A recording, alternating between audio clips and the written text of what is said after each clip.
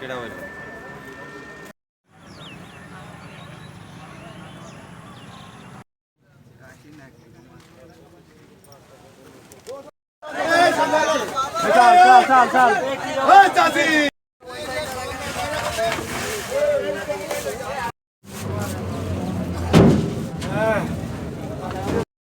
ডালা খুললেন, এই ডালা খুললেন ভাই।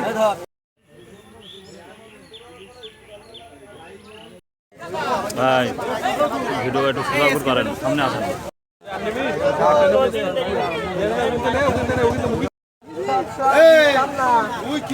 সমস্যা কি আমি বুঝি না।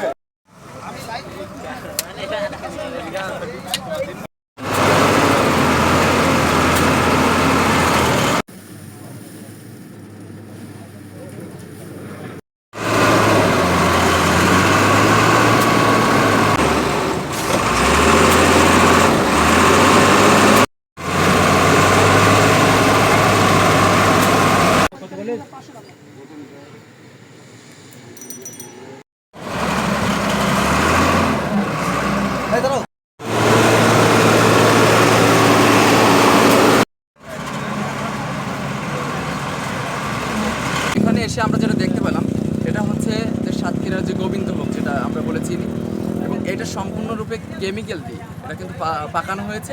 তবে যে বিষ যুক্ত যে আম এটা যদি কনজিউম করে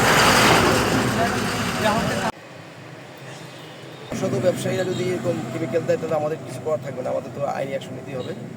তবে যদি এটা ভালো আম হতো, এটা তো কেমিক্যাল যুক্ত আম, যদি এটা ভালো আম হতো তাহলে হয়তো 5 তারিখের পরে এটার যে মার্কেট মূল্য সে অনুযায়ী হয়তো অন অ্যাভারেজ 5 লাখ 5.5 লাখ এরকম টাকা হতে পারে। এটা তো বাজার উপর ডিপেন্ড করে।